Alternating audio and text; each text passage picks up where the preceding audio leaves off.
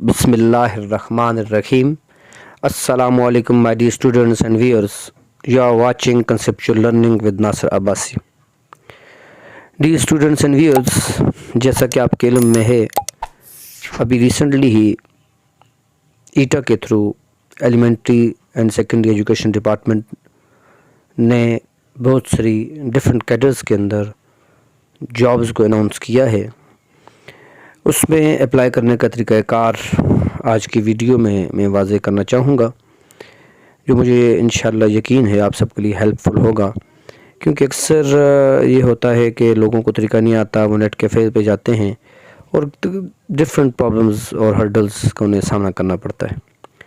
तो मैं कोशिश करूँगा कि आसान तरीन तरीके से आपको इस हवाले से गाइड कर सकूँ, और ताकि आप घर बैठे ही ईटा के थ्रू जो जॉब्स भी आती हैं, चाहे वो एजुकेशन के हवाले से या जो भी अभी भी रिसेंटली जॉब्स आई हुई हैं, तो उनमें आप अप्लाई कर सकें। तो उसका तरीक़ाकार कुछ यूँ है, सी है या ईटा है या NTS है, वटेवर जो भी है, तो उसमें याद रखिएगा आपको गूगल क्रोम जो है वो सबसे बेस्ट ऑप्शन है।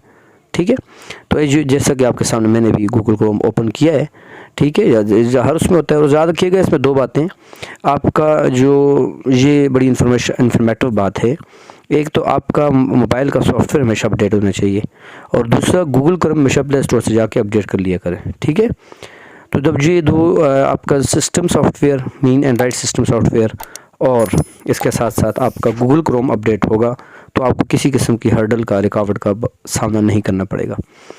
Any how we are starting. तो आपने गूगल क्रोम पे आना है, सिंपली आपने ये सर्च पे, जैसा कि आपके सामने मैं लिख रहा हूँ ईटा, तो यू शुड आल्सो राइट ईटा। ठीक है, ईटा लिख दिया, सामने आपके सामने जो सबसे ऊपर ईटा लिखेंगे तो वो वेबसाइट आ जाएगी। इसमें ज़्यादा तरद्दुद में आपको जाने की ज़रूरत नहीं है। यहाँ देखें मुख्तलिफ इंपॉर्टेंट अनाउंसमेंट वगैरह आ रही हैं, तो आपने इसमें नहीं जाना। ये ऊपर क्रॉस का साइन आपको नज़र आ रहा है, इस पर आपने क्लिक करके इसको ऑफ़ कर देना है। और हमेशा जब भी आप न्यू जॉब्स के लिए अप्लाई करेंगे, तो वहाँ आप से जाएंगे न्यू प्रोजेक्ट, ये न्यू प्रोजेक्ट ऑप्शन आपके सामने। ठीक है, और ये जो प्रोजेक्ट ऑप्शन सामने ना भी हो तो परेशान नहीं होना, इसके ऊपर 3 लाइंस होती हैं, उनको क्लिक कीजिएगा तो वहाँ न्यू प्रोजेक्ट की ऑप्शन होती है। ठीक है, ये तो मेरे तो सामने थी, क्योंकि मैंने इसे हॉरिजॉन्टल रखा हुआ है, तो उसमें सामने आ गई है। तो अगर सामने ना भी हो तो 3 लाइंस होती हैं, उन 3 लाइंस पर क्लिक कीजिएगा। नीचे न्यू प्रोजेक्ट की जो ऑप्शन आपको नजर आएगी उसमें जाइएगा, तो ये जैसे आपके सामने आ रहा है ये आ जाएगा। ठीक है, अब इसमें अगली बात जो इम्पोर्टेंट है वो ये है कि अगर आपकी आईडी आप यानी पहले भी कभी आपने ईटा के लिए अप्लाई किया हुआ है, तो आपने जस्ट क्या करना है, आपने जस्ट वहाँ से साइन इन होना है। लेकिन if you are applying for the first time, यानी पहले आपने कभी भी ईटा में अप्लाई नहीं किया, तो फिर इस केस में आपने रजिस्टर होना है। ठीक है, यानी आपने फिर साइन इन या लॉग इन नहीं होना, बल्कि रजिस्टर्ड होना है। और रजिस्टर होने का तरीका आपके पास मैं बताता हूँ। ठीक है, यहाँ से जैसा कि भी मैंने आपको पहले भी कहा है कि न्यू कोई जॉब्स भी आई हुई हैं, उसमें भी आप अप्लाई कर सकते हैं। ठीक है, ये अभी सबसे जो रिसेंटली यही है, आप देख रहे हैं टॉप पे यही आ रही है, जिसकी 31 दिसंबर लास्ट डेट है। ठीक है, यहाँ से आप अप्लाई नाउ में जाएंगे। ठीक है, if you are already the registered person of the ETA, then you should go into log in.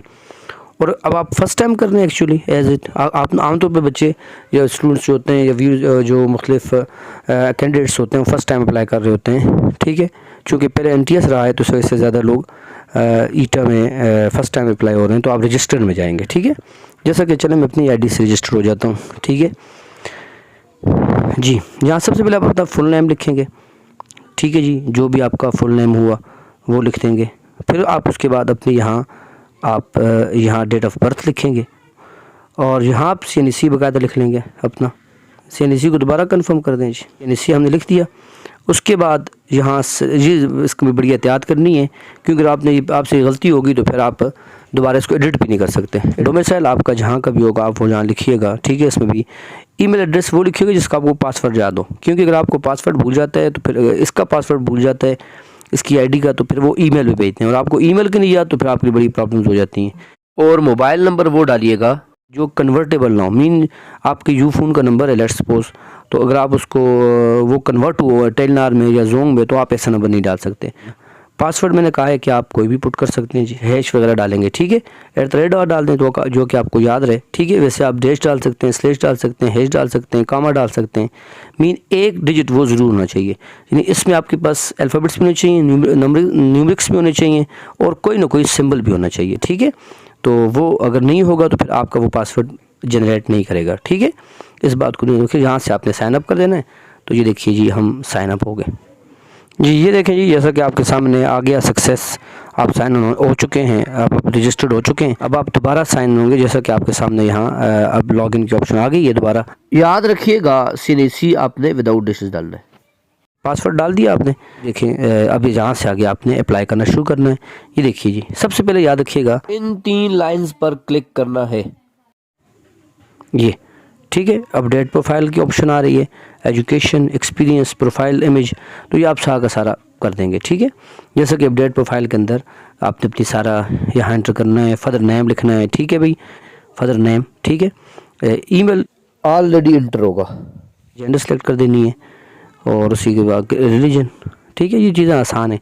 Postal address वो लिखिएगा जिसमें आपका वो मतलब डॉक्यूमेंट्स, अगर वो कुछ वो चीज़ें, वैसे आजकल सब कुछ ऑनलाइन है, आपको मैसेज आ जाते हैं, जीमेल पे आ जाता है, लेकिन फिर भी एहतियातन आपने ऐसा पासवर्ड डालना है, ऐसा एड्रेस डालना है कि जो कि आपका मेलिंग एड्रेस हो, यानी जिस पे आपकी कोई चीज़ अगर वो भेजें तो वो आ जाए। नेट मोबाइल नंबर मीन अपने भाई का डाल दें, किसी का नंबर डाल दें, जो भी आपके पास यहाँ होगा आप वो डाल देंगे। साइल, डेट ऑफ बर्थ और जोन ये ऑलरेडी इंटर्ड होगा, जो आपने शुरू में रजिस्टर होते वक्त इंटर किया था, ठीक है। वो यहाँ एडिटेबल नहीं होगा।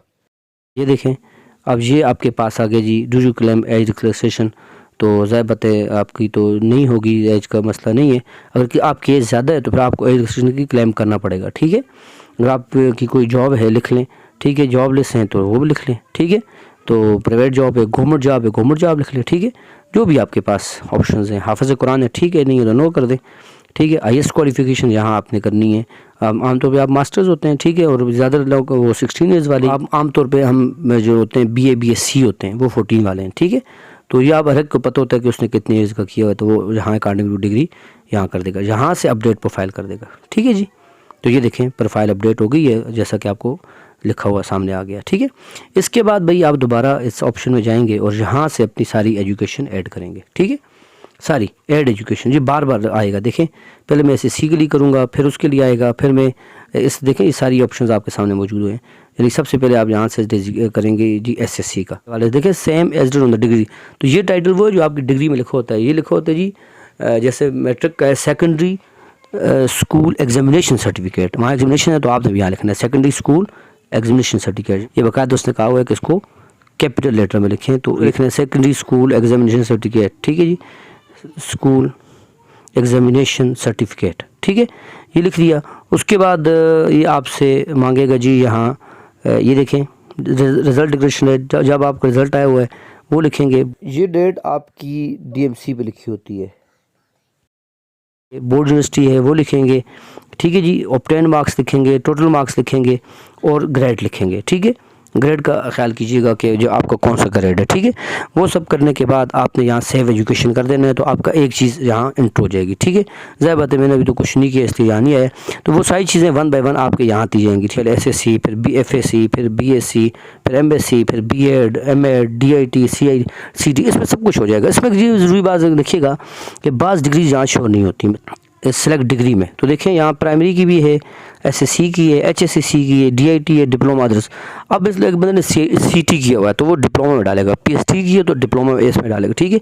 PhD की ऑप्शन नहीं है ना, जो ऑप्शंस नहीं है, जो आपने डिग्रीज़ की हैं, टैफल किया हुआ है, कुछ और किया हुआ है, ठीक है, तो वो आप क्या करेंगे, जो डिग्री यहाँ नहीं है वो आप इधर अदर्स में डाल देंगे, ठीक है। यहाँ से लेंगे, जैसे B.Ed M.Ed जहाँ मौजूद है वो यहाँ से लेंगे, लेकिन जो नहीं है, ठीक है, जैसे CT में नहीं है, PhD नहीं है, टैफल की हो आपने वो नहीं है, तो ये वो आप यहाँ से अदर में इंटर करते जाएंगे। सारी एजुकेशन अपनी इंटर करने के बाद इमेज के बगैर अप्लाई आप नहीं कर सकते, ठीक है। इमेज होना मस्ट है, आप एक्सपीरियंस भी अगर है तो करें, एक्सपीरियंस मस्ट नहीं है, ठीक है। वो होता है नहीं होता कि बाज़ लोगों का नहीं होता, ज़्यादा आप इंटर ना करें, एक्सपीरियंस वही करें जिसका आपके पास सर्टिफिकेट हो। जैसे आप बाज़ प्राइवेट स्कूल में पढ़ाते हैं और वो आपको सर्टिफिकेट नहीं देते तो फिर आप इंटर नहीं कर सकते, ठीक है जी। तो प्रोफाइल इमेज की तरफ आते हैं, ठीक है। और यहाँ से आपने वो प्रोफाइल चूज़ करनी है, याद रखिएगा, ठीक है। ये जैसा कि यहाँ लिखा हुआ है, ठीक है, जिसकी मैक्सिमम लेंथ जो है ये पिक्सल में 25x1400 है। वो अक्सर लोग उस फाइल अपलोड नहीं होती, उसके लिए मैं आपको बता देता हूँ, एक सॉफ्टवेयर है, ठीक है। इस सॉफ्टवेयर को देख लें, ये देखिए, ये आपके पास वो सॉफ्टवेयर है इमेज साइज़, इसको ओपन कर लें। तो ये देखें वो जो लिखा हुआ था 2500, मैंने ऑलरेडी सेट को भी एक मैंने किया है। तो हाँ, ये 25x400 करके यहाँ से आप इमेज उठा लेंगे, जो भी आपने जिसको उधर अपलोड करनी है। सपोज़ हमने ये इमेज करनी है, ठीक है जी, ये इमेज आ गई। अब देखें ये कन्वर्ट हो गई है, यहाँ से सेव कर देंगे। ये सॉफ्टवेयर इतना मुश्किल नहीं है, इमेज साइज़ का नाम है, और आप इसको आसानी से प्ले स्टोर से इंस्टॉल कर सकते हैं।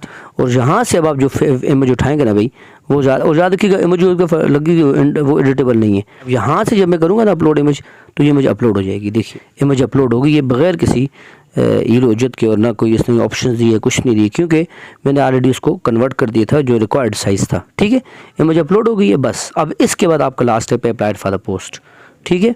ये आपका लास्ट स्टेप होगा, ये अप्लाई फॉर द पोस्ट, ठीक है। अप्लाई फॉर द पोस्ट, अब जिस पोस्ट के लिए आपने अप्लाई करना है, ठीक है जी। अब ये आ गया। अब चूँकि मेरा तो अभी मुकम्मल नहीं है, मैंने यहाँ से पोस्ट लेट्स सपोज PST करना चाहते हैं आप, ठीक है। यूनियन काउंसिल जो आपकी है, मिसाल के तौर पे जी हमारी, अब ये मनसेराम कर लेते हैं आगे जी, ठीक है। यहाँ से अप्लाई कर देंगे। अब मुझे ऑप्शन आ जाएगी कि आपका तो डेटा ही मुकम्मल नहीं है, तो इसलिए शायद वो अप्लाई ना हो पाए। तो लेकिन ये है कि ये तरीका ये होगा, क्योंकि मैंने सारी एजुकेशन इंटर नहीं की, ठीक है। तो ये देखें, ये इधर आपके पास आ जाएगा जी, आपने नीचे, ठीक है, पोस्ट के लिए आपने अप्लाई कर दिया, ठीक है, विच यू अवेलेबल। यहाँ से आगे दो ऑप्शन होंगी। एक ऑप्शन आएगी जी डाउनलोड स्लिप, ठीक है। वहाँ से डाउनलोड स्लिप करेंगे, तो मैं आपको स्लिप बता देता हूँ कि वो स्लिप किस तरह की होगी। ये वो स्लिप है, ये देखें, ठीक है। इसमें बाकायदा आपके पास ये कंज्यूमर आईडी हो। जब आप वहाँ से डाउनलोड स्लिप करेंगे ना, तो ये कंज्यूमर आईडी। अब आपने पैसे पे करने का तरीका ये है जो अक्सर लोगों को नहीं आता, ठीक है। मैं वो बताता हूँ कि अब आप यहाँ से जाना है अपने इजी पैसा करने के बाद डाउनलोड स्लिप्स मैंने आपको बता दी हैं। इस स्लिप का कंज्यूमर आईडी अपने पास आपने नोट करनी है, ठीक है। वो नोट करने के बाद आप यहाँ से जाएंगे। अब पैसे जमा करने का तरीका बता रहा हूँ मैं आपको, ठीक है जी, कि पैसे कैसे जमा किए जाएंगे। यहाँ से आपने जाना है जी फ़ी कलेक्शन में, बल्कि ये बाकायदा आपको नीचे फ़ी कलेक्शन की ऑप्शन नज़र आएगी, ठीक है। यहाँ से आपके पास ऑप्शन आएगी ईटा की, ठीक है जी। ये देखें जी, ईटा की ऑप्शन पे जाते हैं, ये ठीक है। और यहाँ से आपके पास ये आ गया। इधर से आप वो कंज्यूमर आईडी जो मैंने आपको कहा था वहाँ होगी, मैंने उसको इंसर्कल किया है। तो वहाँ से आप यहाँ कंज्यूमर आईडी पुट करेंगे, यहाँ से नेक्स्ट कर देंगे, 500 की ऑप्शन आ जाएगी। और फिर वो आपके पास आगे एक स्लिप आएगी, वो स्लिप भी मैं आपको बता देता हूँ, उसको आपने अपने पास सेव करके रखना है। ये आएगी जी, ठीक है। इसको आपने अपने पास सेव कर देना है, जैसे कि ये मैंने किया है। तो ये बाकायदा आपको ये अपने पास सेव करना है, ये बहुत इंपॉर्टेंट है, क्योंकि ये आपके पास सबूत है कि आपने किया हुआ है। ये मैसेज भी अपने पास आपने स्क्रीनशॉट रख देना है, या इसको इसी हालत में रख देना है। तो ये चीज़ आपके पास, ये वाला मैसेज जिसको मैं इंसर्कल कर रहा हूँ, इसको अपने पास ज़हन रखिएगा, ठीक है जी।